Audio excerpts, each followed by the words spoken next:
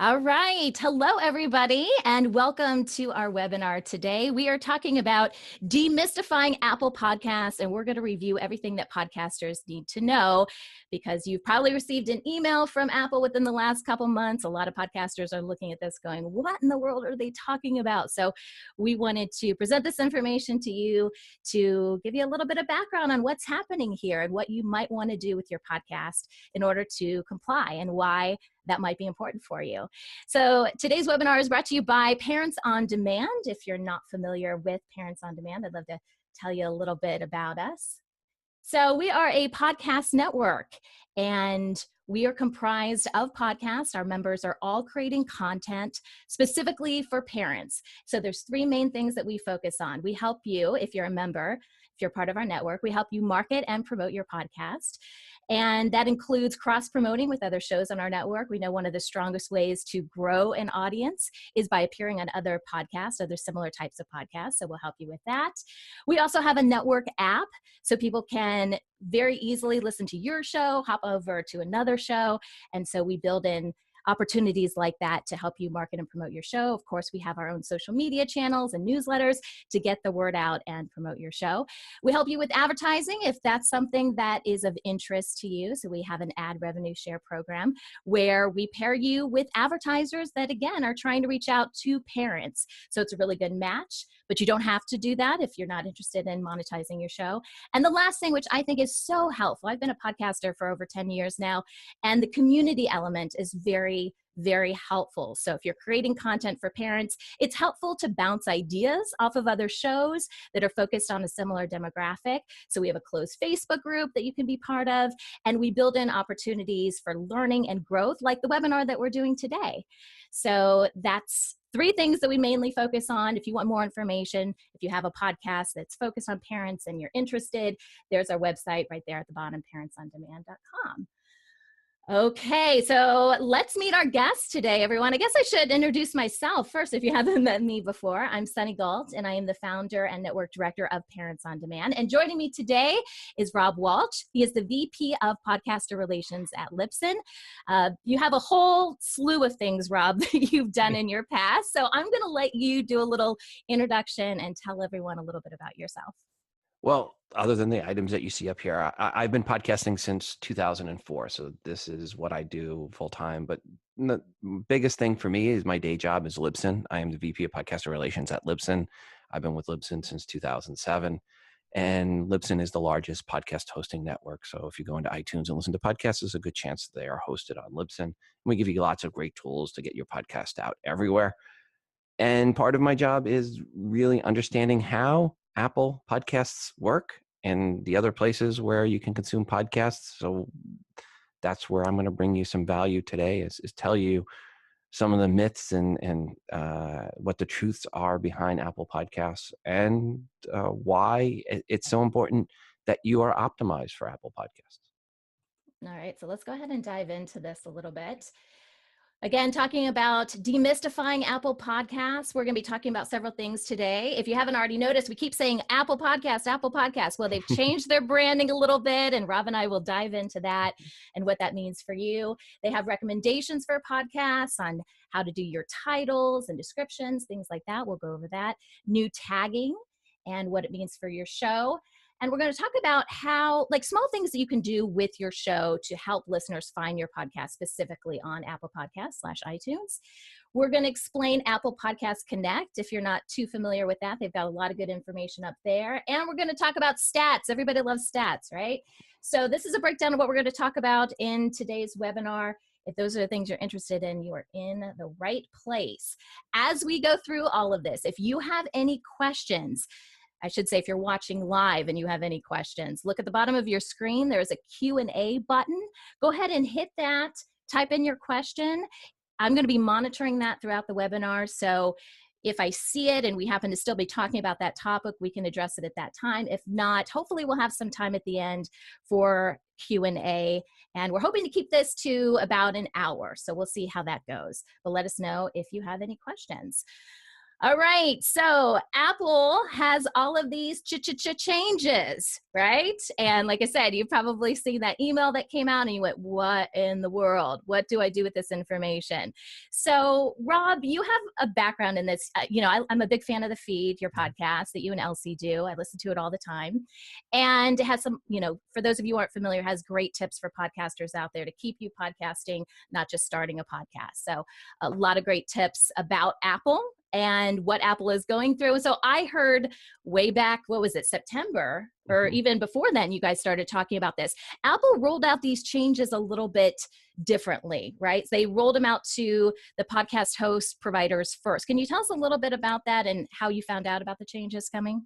Well, they actually announced they had a session at WWDC, that's Apple's Worldwide Developer Conference, and that was in June of last year, 2017. And on the last day of the conference, and James O'Boggs from Apple got up there and he presented, and they talked about how Apple Podcasts was working and iTunes. And then they said, here are some new tags. Now, by the way, Apple does not want you to call it iTunes. We talked about that a little. They want you to call it Apple Podcasts. They're really picky on that. But the tags are iTunes tags. So let's not get confused there. They are Apple actually iTunes tags. So they still do call them iTunes tags. And I know you've got a screenshot here, and we'll show a little bit of where those tags are and how you can actually get to them in Libsyn. So this first slide, it's showing you the iTunes optimization. And what you'll see in here is you see the iTunes title. And what Apple wants you to do is remove any reference to your episode number and your show title. And then there's an iTunes summary tag, which is a plain text description, which Apple wants for you to have. And their logic behind this is there's no reason to have an episode number or any reference to your show title, because when someone's in the podcast app, they can already see what your show title is. So there's no reason to duplicate it in either the summary or in the iTunes title. You can now designate your show episode type to be a full type, a trailer, or a bonus. And then you can have a season number if you have seasonal content, and you can have an episode number. Now, you don't need to have a season number if your show is just purely episodic. You can have nothing in there for episode number. And then there's the rating, which they've had before, and then the iTunes author tag. iTunes author tag is important because that actually shows up in search results, as does what's inside the iTunes title. So the iTunes title and the iTunes author are good for SEO. The rest of it doesn't play into SEO at all. But here's the problem. Apple said, hey, put an episode number in. And we assumed that in Apple Podcasts, that would mean the episode number would show up somewhere. Should never assume. So this is the latest version of Apple's podcast app, as in iOS 11.3 in their beta, the latest beta 6. So this is what's going to be released when 11.3 comes out. And you can see there's no episode number in here. So here's the episode. You see the iOS 11.3 beta 3.4.5, then the iOS 11.3 beta 3, and then there's a 11.2.6, and HomePod goes on sale. But there's no episode number. And it didn't pull over that episode number. This should be the first one there, the one that says Sunday, should be episode 458. If you go from another screen view, again, no episode number. And the other screen view where you see your episodes, no episode number. But if you look in Overcast, and this is how I do my titles there, TII 0458, 0457, episode number show. So while Apple is recommending you don't put episode numbers in, we're suggesting at this point in time, since Apple doesn't seem to be wanting to support episode numbers for episodic content, you go ahead and put in the episode numbers in the iTunes title, despite Apple saying not to. Because right now, blind users are having a really bad user experience with the Apple Podcast app, and they're complaining. And so we are actually going to backtrack from what we told people to take them out and say, no, put it back in. And we have a nice tool that makes it easy to do if you're on hosting on Libsyn. So it's easy to put it back in. But unfortunately, at this point in time, until Apple fixes and updates the Apple Podcast app to actually support the episode number, which they asked us to add, we can't justify and in good conscience tell people to remove the episode numbers anymore from the title. So I think even on the iTunes title, go ahead and put a reference to your show and your episode number, so that blind users and users in general can quickly find an episode that you reference in another episode. We actually had a member of our network have this issue where they didn't mean to go in and add an episode number. They hadn't done that whole process yet, but I think they accidentally did it with one episode. And that actually changed the way their podcast was viewed through Apple Podcast. It was like displaying that one episode a little differently. Do you have any knowledge on that and how that works if for some reason you don't do it with all your episodes, or you accidentally do it with one or two? It displayed it a little differently. Did they add a season number by accident? So maybe what they did is they added a season number for one episode, Okay. not for others. So if you put a season number in, Yeah. you don't have to. Like here at show, everything is season 1, which it doesn't really need to be there at all. Just leave season numbers blank. If you're not doing seasonal episodes, just leave it blank. But the problem is if you accidentally put a number in for one of them, where you put a 1 in and not for the others, it will put that one episode showing the season episodes first in iTunes, and then all the other episodes after that. Okay. So that's probably what happened. Okay. Makes sense. So we talked about Apple Podcasts, the fact that they've changed their branding a little bit. This is a button that they do recommend that you use. Rob, give us a little bit of background as far as the importance of this. I've reached out to Apple personally for promotional purposes for various shows on our network. And one of the first things they always come back to is, we don't see that badge on your website. They'll go even one step forward. If they see the badge and they mouse over it and it says iTunes when they mouse over it, they will not be happy. Oh, no, you're kidding me. Really? Oh, I'm not kidding you. No, they want, if they see like the little Apple logo there on the side and they mouse over and it says iTunes, oh, that's bad. You're not getting when you mouse over it, it better say Apple Podcasts. And so look through your website, and if you see links, they should mouse over them. Make sure for Apple Podcasts, it says Apple Podcasts, not iTunes, that you don't have the old metadata still in there. So yeah, Apple, their branding, they have gone overboard on this. I mean, to the point where I got an email one time from them for an internal email we sent out to Libsyn users where we're saying, hey, check out, it was at the bottom of our internal email, it says, check out the latest episode of the feed in iTunes.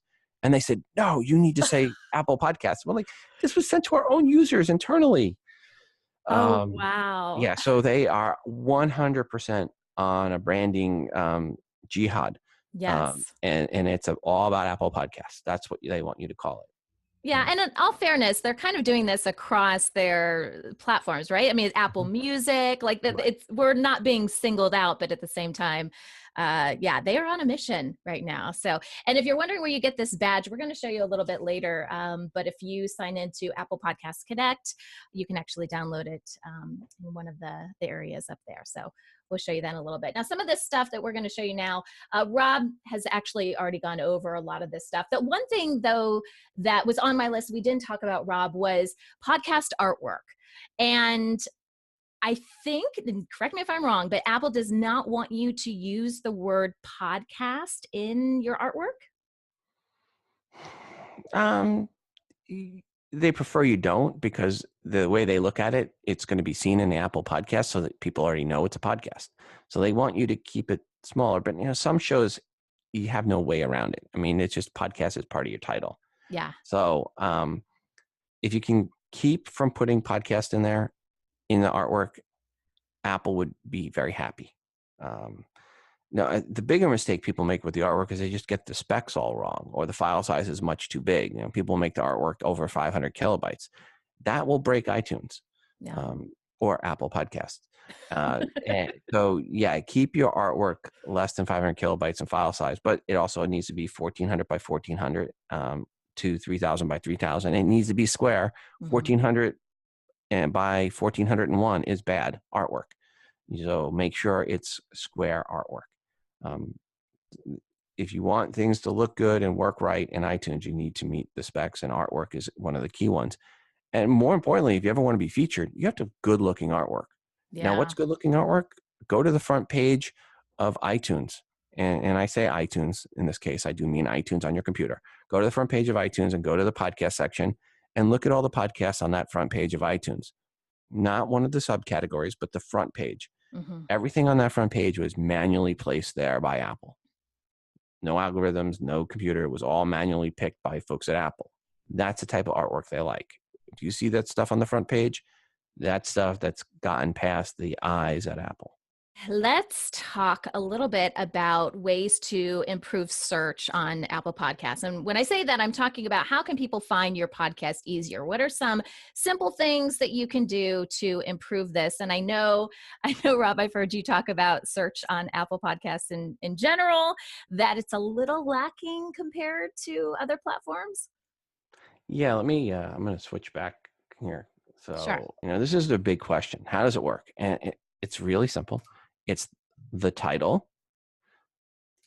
followed by what's in the author tag and then sorted all time by the total number of subscribers that you've ever received.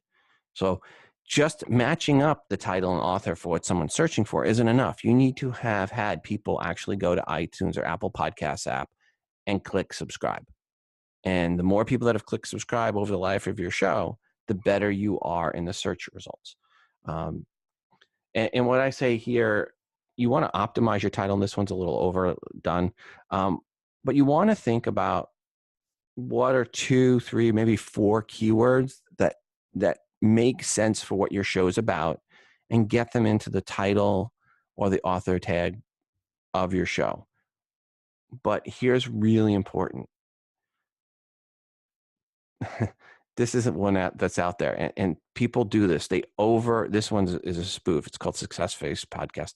But if you read it, it's success guru Chris Ritchie shares success tips that would blow John Lee Dumas, Zig Ziglar, Deepak Chopra, Susie Orman, Dave Ramsey, and by the way, when you go too long, he didn't get to the end of the sentence here, showing that says away, which kind of changes the whole meaning of the sentence.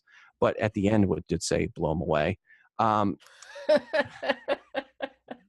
if you're gonna do what he's done here, which is spam or stuff in names of key people like Tim Ferriss and Zig Ziglar, John Lee Dumas, that is a red flag from Apple, and has gotten podcasts removed from iTunes. So don't be spammy. If you are spammy, if you just stuff in a bunch of keywords in your author tag or your title, at some point Apple will remove your show from iTunes, and good luck getting it back. So, and you definitely will not get featured if you're spammy with your stuff.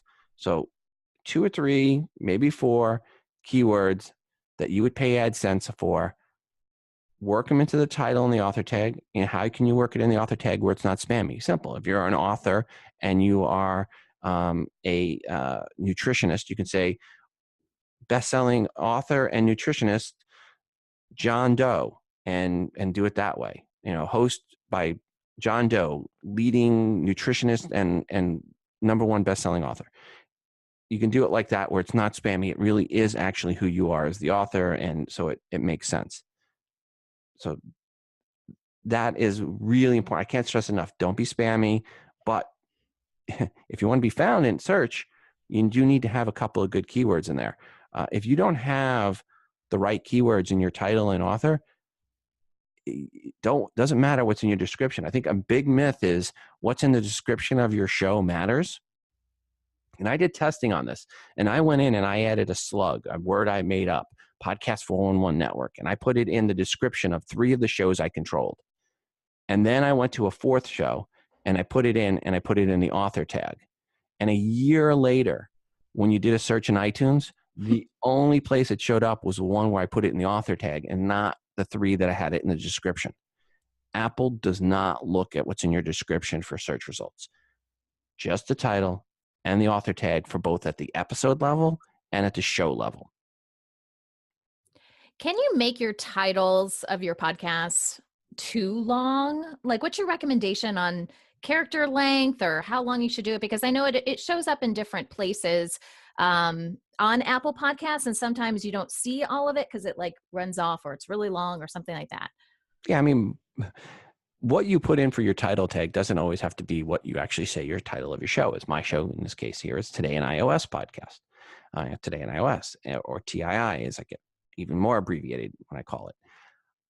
But I never say Today in iOS podcast, the unofficial iOS, iPhone, iPad, Apple Watch, and iPod Touch News and iPhone Apps podcast, because that's way overdoing it.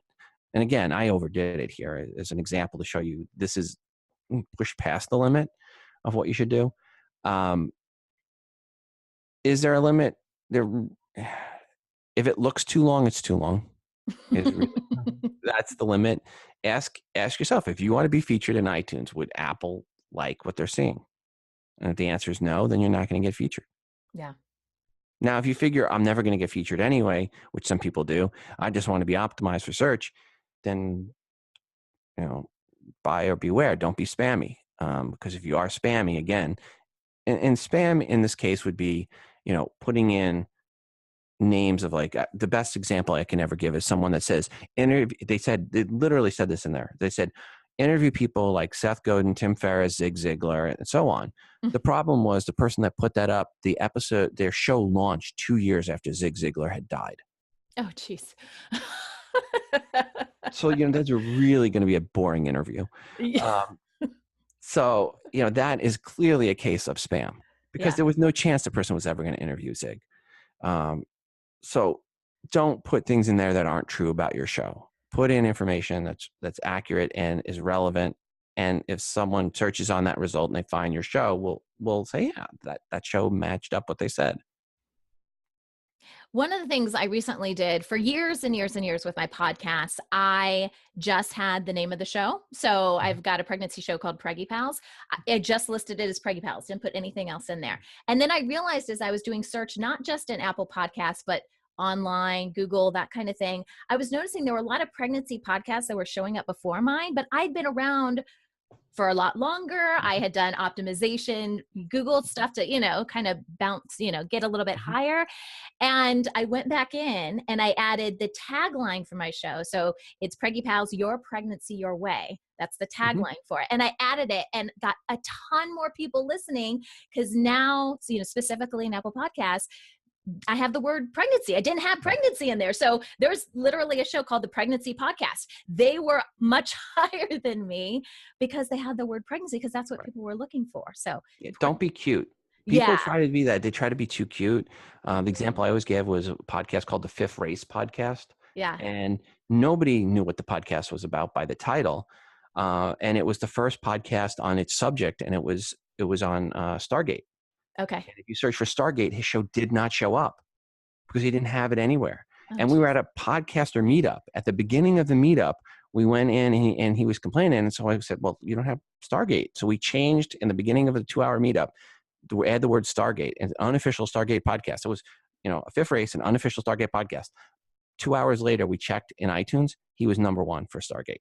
Wow. From no research results to number 1, because it does change that quick. So if you do the changes, the good news is it will retroactively pull in all your past search juice. Wow. So all those people that subscribed help you out. Now, the bad news is if you're just starting, you got a long way to go. And Apple wants you to drive your people to iTunes to click subscribe. So if you've launched a podcast and you've never told people to go to iTunes or Apple Podcasts to subscribe, you need to do that. And you may say on your show, hey, maybe you listen with Overcast, maybe you listen in Spotify, but if you could just go in Apple Podcasts and iTunes and click subscribe, it would really help us out. Well, that brings me to the next screen. We've talked about some of this, but let's talk about, we talked about keywords and podcast names, titles, author tags, encouraging people to subscribe to your podcast. That really helps. But let's talk about ratings and reviews, because we hear this all the time, right? We hear people say in their show, rate my show, leave me a review. It helps other people find my show. True or untrue, Rob? Untrue. Okay. Yeah, I mean, it doesn't help at all. It really doesn't help at all. There's one little tiny section, what's hot, where they pull in some ratings and reviews for ranking things, but that doesn't even show up on the Apple Podcast app, which is where most people consume. So it's an iTunes thing only, and it's a sub area, and it's not even what people look at. So if you're going to get people to do anything, get them to click subscribe. And then after that, get them to buy the product you're hawking, Mm-hmm. not waste their time putting in ratings and reviews. People don't look at ratings and reviews in iTunes. Podcasts are free. Yeah. I mean, if someone tells you to go listen to a podcast, are you going to stop and look at the ratings and reviews? Mm-hmm. No, you're going to Yeah. click subscribe, and does this match up to something I want? It's not. You're not like buying the Philips air fryer and going, "Is this thing really work? Is it worth this money? It seems rather big. Why would I buy this?" And then Right. you find out, yes, it actually can cook 2 corn dogs and sweet potato fries in 10 minutes, faster than the time that takes your oven to heat up. And if you have kids, you'll love the Philips air fryer, right? But it's not an air fryer. It's a Yeah. podcast. It's free. People can click play, and if they like it, they'll continue listening. And if they don't, they'll move on. Do you find any benefit to ratings and reviews? Like if people want to know a little bit more about the show, if they don't have a promo or something like that, how can they be helpful? No, ego. It's all about ego. The other place that can be helpful is if they're really bad, then you can read them on the show and people feel sorry for you.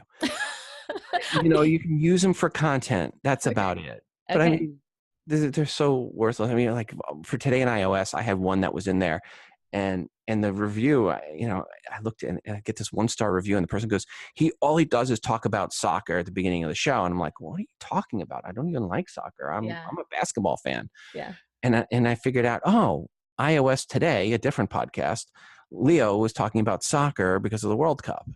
And so someone Ah, went to the wrong show and left a rating and review for my show thinking it was another show. And I was like, ugh. So yeah. Should podcasters stress out, because we've had this happen on some of the shows on our network, if they don't have a lot of reviews or ratings, but the one or two they have are negative just because people don't like the content? Like as no, far I as the, mean, the if, topics and if you stuff. don't have a negative review, you're not doing something right. Because negative reviews mean you actually drove somebody emotionally to go to iTunes and leave a review of you. So yeah, if you don't have any negative reviews, you probably have a pretty boring podcast. Okay. All right. So I think we do have, let's see. We do have a question here before we go on to the next slide. We may have talked about this a little bit. Lindsay asks, what should we put in for author if we are making a podcast by ourselves? Put our full name or make some sort of company name up? What do you say, Rob? If you're with a company, you want to put your company name, and you also do want to put your name. If you have a guest, when you do episodes for the iTunes author for that episode, put your guest name in there with you. So say host John Doe with guest Jane Smith. And you put that in there. This way, when people are searching through iTunes for your guests, they'll find you. They'll find that episode better. So definitely put in that. Now, if you're putting your name in there, again, may want to pick 1 or 2 keywords that describe what you're an expert on, and say an expert in industrial drones, or an expert in, uh, you know, BDSM, whatever it is that you happen to be your specialty, whatever it is, you can have it in there. But, put that in the author tag. That really will help you in the search results. Gotcha. Yeah. All right, so we're going to explore Apple Podcast Connect. I'm going to go ahead and switch over. I'm actually going to show you guys my Apple Podcast Connect screen. Okay, so when you log in, you got to type in obviously your login information and stuff. You're going to come to this screen. There are a couple of options. So, Rob, tell us what we're looking at here. We got 3 different options: My Podcast, Podcast Analytics, and Resources. So my podcast is where you're going to actually manage your shows. That's where you can go and click refresh. That might be when your show hasn't refreshed and you've released a new episode, and 12 hours later, your new episode's still not showing up on Apple Podcasts or iTunes. You may want to go in and click refresh feed. That's about all you want to do in there. You do not want to change your feed from in there. Don't ever do that. You can, but if you do, people that are currently subscribed will not actually get updated. So those new subscribers won't get the new feed. So don't ever change your feed inside Apple Podcasts. You can submit a feed, but don't ever change it. You want to change it to the iTunes new feed tag in your new feed, and a redirect from your old feed to your new feed. So the best way to actually change your feed in iTunes is to put a redirect from the old feed to the new feed, and then in the new feed, add the iTunes new feed tag. That is the best way, and really the only way I would ever recommend you doing it. Now, there is the refresh feed there. There's the hide the podcast if you wanted the podcast to not be seen in iTunes for some time. Maybe you want to submit a podcast early, you get it submitted, it gets accepted, and then you want to hide it for a little bit before you do your full launch. Or maybe for some reason, you're going through legal issues and one of your guests who just is completely crazy wants to sue you because of something they said on your show that now they don't want people to hear. Not that anybody we know would ever have had an issue with a crazy guest. Never. So maybe for those reasons, delete a podcast is because you want it gone. You don't want it up in iTunes anymore. You want to get it gone quickly. You can delete. And when we talk about podcasts here, we're not talking episode. We're talking the whole show. So you're hiding the whole show. Not, Seinfeld is a show. You're hiding Seinfeld. You're not hiding Bubble Boy or Shrinkage. You're hiding Seinfeld. So we're deleting it. Now, that's the only things there. The more important thing that you're going to come to iTunes Connect about, or Apple Podcast Connect, is podcast analytics. And that's where you want to actually see the stats. And you have to preface the stats. Don't look at the magnitude. Don't look at the total number, because it's not your total number. It doesn't include anything from iOS 10 or earlier. It doesn't include computer plays from any versions of iTunes 12 older than 12.7, only from 12.7 and newer on computers. And we're not sure it even includes 100% of iOS 11 devices. Now, one person at Apple told me it did, but the numbers just don't seem to match up very well. The point is, it's definitely not 100%, and it's probably not even 70% of your plays. So don't look at magnitude, but do look at the trend of consumption and how people are consuming, and more importantly, where they are consuming and where they are not consuming. And also understand it's the last 60 days. So when you go to older episodes, it's only play information from the last 60 days. So it's a rolling 60-day window on the numbers. So if you go to episodes that are 3, 4, 5 months old, the numbers are going to drop down because most of the plays happened before you hit that current 60-day window. So do you want me to, this is where Scroll go to episodes. Okay. Yeah. And then pick one further down, right? Further down, Let's see. Pampering yourself during pregnancy. Ooh, look at that. Where are my listeners going, Rob? Well, you can see where there's an ad. I can tell you where the ad looks like an ice cream scoop. Yeah. And Apple even has it. You see that little red line on the left-hand side? Yeah. If you scroll down a little bit, if you scroll down, you can pull that red line over to right before where it starts. Right before. And then if you hit the play button, you can hear what's going on. Can you hear that? I can't hear it, but you're probably entering into an ad right there. But this is nice. Apple gives you this ability so you can actually hear what's going on when people leave. And then, hey, people are coming back. So people skip forward on the show, and then they came back. Now,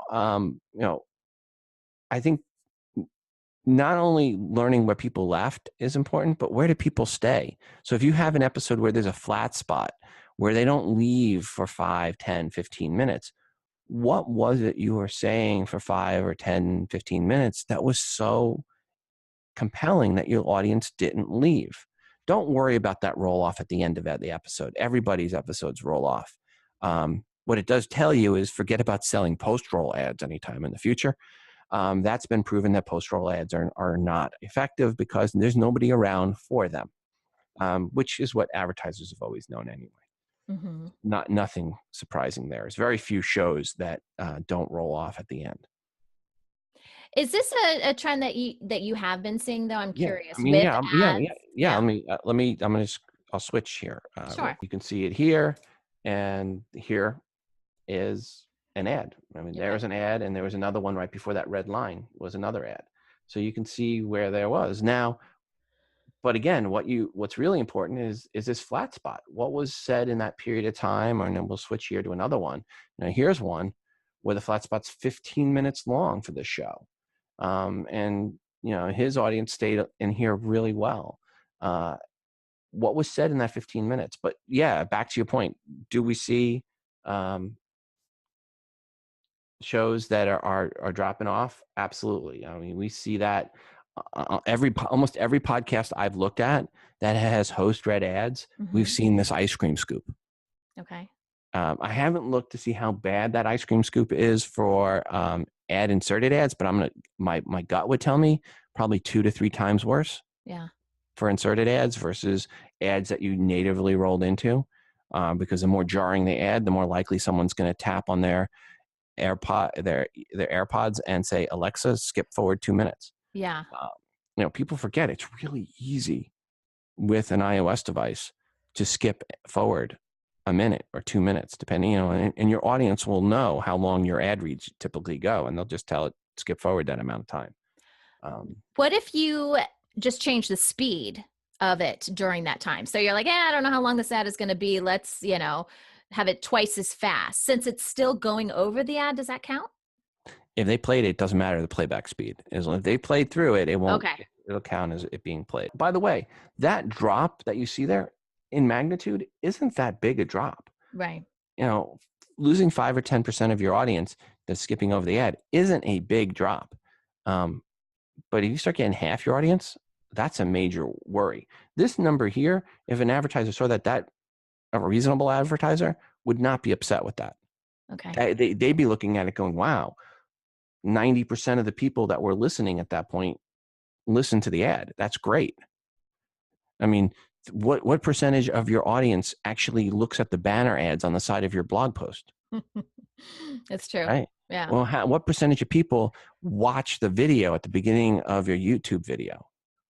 All they do is they put their mouse over the skip forward, skip ad button and wait for that 5 seconds to count down. They're not even looking at the ad. They're looking at 5, 4, 3, 2, 1. Or if you're like my son, he multitasks and he jumps off to something else and he knows exactly how long that is before he can hit that button. Then he jumps back and then he hits the button to skip Right. the ad. Right. But at least in podcasting, they're listening. The majority is listening. So it's not bad, but it is expected. Well, at least they're coming back, right? At least there's a dip and then it's, you're getting most of that audience back, it looks like. I mean, I would be more concerned if it just went down and then stayed down because people are like, forget this show. I'm tired of these ads, Right. It's not like at the end where it's a roll off, Right. And Apple isn't all your downloads anyway. Apple is like 60% of the downloads. Then you've got a lot of other places. So the magnitude in Apple Analytics is not the valuable part.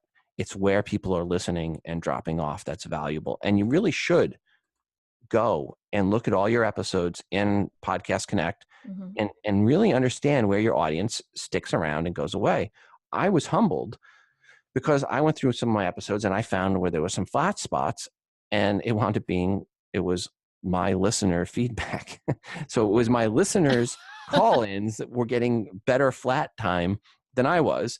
And then where they were dropping out was a segment I had in my show at the beginning that I liked and I loved doing, but I guess my audience not so much, and they were skipping that segment. So I just moved the segment to the end of the show. Yeah. Interestingly, when I moved it to the end of the show, I got less drop-off. Yeah. Because those are people that liked it, my show, and then made it to the end and they understood my humor and stick with it. Well, this is great. Like you said, it's for testing purposes. So if you're introducing a new segment or something new to your show, this would be a great way to go back, listen, check out the stats for that show after it's been released. How long would you say is it good to wait until you check the stats? Like this is for 60 days. Do you recommend it's out that long before we check the stats on it? 2 weeks. 2 weeks. 2 Okay. weeks. So you don't want to look at any of your episodes that are less than 2 weeks old. So basically, I would say at this point in time, go into Apple Podcast Connect and look at every episode that's 2 weeks to 60 days old, and look at the data, maybe even 2 weeks to 90 days old, and look at the data on those episodes and kind of get a feel of what your audience likes and what your audience doesn't like about your show. Right. Okay, the last thing that I wanted to bring up here, it's not the most glamorous section of Apple Podcasts, of the Connect section or iTunes Connect, but it may answer a lot of questions that you have. So if you have questions about image requirements, I get a lot of questions about how big should my artwork be. I know we talked about that a little bit earlier. This is just loaded with tons of information. I actually wish Apple would add a section for emails that they've sent out, because I can't tell you how many times our members have come to me and been like, I never got the email that Apple sent out about this. I wish they included old emails in here, but it does have a lot of good stuff, guides, frequently asked questions. This is really good. This contact us section is good. It'll give you some information about how to reach out to Apple, and stuff about being featured. I get a lot of questions about that as well, so there's information on that. Real quickly, Rob, what is your recommendation if podcasts want to be featured on Apple? What's the checklist that you would give podcasters? All right. Wanting to be featured is not a reason to be featured. I think a lot of people need to understand that. Everybody wants to be featured, right? So that isn't a reason you're going to get featured. Having a guest in your niche is not going to be exciting. I got a podcast here called the Chameleon Breeder Podcast. There's a podcast about chameleon breeding, right? If Bill on his show got the foremost authority in chameleon breeding on his show, that might be the coup de grace of his show. Right. It has no relevance of getting featured in iTunes. No offense, Bill. Mm-hmm. What might get you excited in your niche isn't going to get most people excited. Now, if one of the chameleon breeders that are out there happens to be by the name of Tom Selleck, right, that might get people excited. So if it is a celebrity, someone as a guest that you have on your show, that your mother, your aunt, your sister, your dad, somebody non-technical that would understand who that person is, that is something Apple looks for. Now, also having something timely to get featured. Having a podcast on Celtic music around St. Patty's Day will get you featured. So you can time it around holidays. Maybe having a cannabis podcast on April 20th will get you featured. We'll see. We're going to actually submit one and see if Apple does. I heard you talking about that on the feed. That's awesome. Right. So, but we'll see what sense of humor Apple has. But the point is, it's either timing around a holiday or something where it's mainstream, a mainstream guest. So guest, Tom Selleck, yes. Tom Jones, well, the singer Tom Jones, but Tom Smith, who is a chameleon breeder, no, not going to work. Yeah. So, and the other thing is, if you get a guest on and you think they're kind of a pseudo celebrity, look to see how many times they've been on other people's podcasts. So maybe you get a D-list celebrity and they're on a whole bunch of other podcasts. That's not going to get Apple excited either. Or if they have their own podcast, having a guest on your show who has their own podcast isn't really making them all that exciting for your show. Right. Right. But if you can honestly say that, yes, you have a guest that is somebody that the mainstream is going to want. Now, here's the next thing, that don't air that. Don't say, oh, I just put it up yesterday. Can Apple feature me? Nope. Too late. You need to let Apple know 3 weeks in advance now. So it's at least 3 weeks. It used to be, I used to see at least 10 days. Now that's kind of moved to 3 weeks. So if you get this interview in the can, you have to have it in the can, and you can push it out, not release it for at least 3 weeks, then you can contact me if you're hosting on Libsyn, rob@libsyn.com, and I'll help you. And for parents out there, if you're producing parenting podcasts, Mother's Day, Father's Day, those are really good days to get your stuff in. But again, like Rob said, at least 3 weeks in advance. Right. But your kid's birthday, that's not going to excite Apple. I know it's a big deal in your world. I know it is. It really is. It's the most important day in the year. But your 2-year-old's third birthday coming up is not why should this be, my 3-year-old, my 2-year-old's going to become 3 and we've got a ninja themed party going. Please feature. New and noteworthy. You've talked about this a lot. A lot of people stress out. The first point that I want to make is that it is new and noteworthy. So it could be new and or noteworthy. It doesn't have to be both. It's new and or noteworthy. Okay. There are plenty of podcasts that get featured that are old and they are not new, but they're noteworthy. And here's the most important thing to know. The front page of iTunes, New and Noteworthy, is the only part New and Noteworthy that matters. And that's 100% hand curated by Apple. There's no gaming.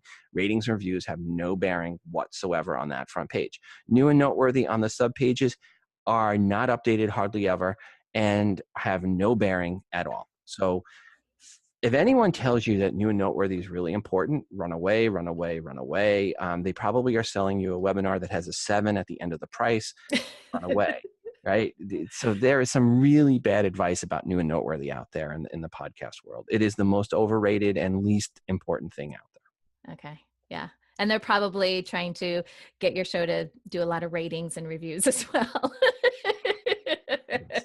Sell it all in a bundle, you know?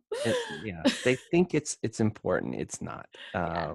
What's important is getting people to click subscribe. What's important is getting good title and author tag information in there, but not being spammy and having good looking artwork. Apple is all about aesthetics. I got an email one time when Adam Carolla launched his podcast, and Apple sent me an email. I said, "Do you know the folks at Adam Carolla? We want to feature a show, but his artwork is too ugly to feature." Really? Adam Yes. Carolla. Yes. When Wow. he launched, his artwork was horrible. And Apple, I always say to people, if Adam Carolla could not get featured with bad artwork, Mm-hmm. you will not get featured with bad artwork. So just understand the importance of aesthetics with Apple. All right. Thank you, Rob. That wraps up our webinar today, but I appreciate your time and going through all of this with us. If people have questions, do you mind if they reach out to you? Rob@Libsyn.com. So ROB as in Robert, ROB@Libsyn, LIBSYN.com. It stands for Liberated Syndication. It's not lip sync, it's liberated syndication. So LIBSYN.com. All right. Bye, Rob.